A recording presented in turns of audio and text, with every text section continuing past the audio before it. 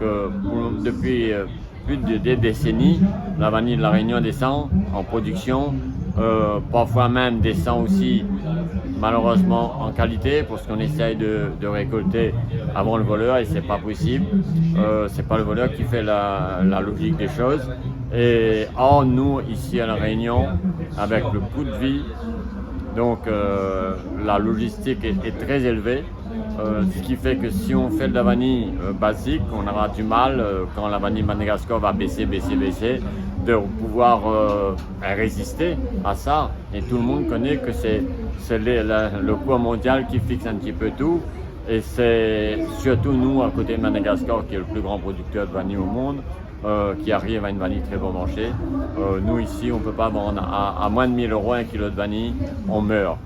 À 35 €, 40 € un kilo de vanille vert, de moins en moins de personnes doivent vouloir le faire. Pour le moment, il y a un regain parce que le coût de la vanille a monté. La vanille verte, c'est encore aux alentours de 80-100 € le kilo. Donc, ça encourage beaucoup de personnes de relancer un peu. Mais il faut qu'elle tienne à ce niveau. Mais pour tenir à ce niveau, il faut que nous fait un produit qualité.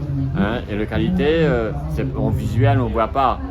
Il faut faire les essais un peu à droite et à gauche et de repérer un petit peu là où il y a un petit peu plus intéressant.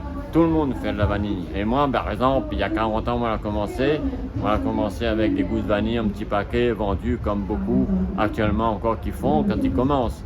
Donc, quelques petites gousses, une préparation sommaire et puis on avance. Après, si on veut vivre de ça, on est obligé de faire l'effort de maîtriser un petit peu la préparation pour avoir une vanille d'excellence.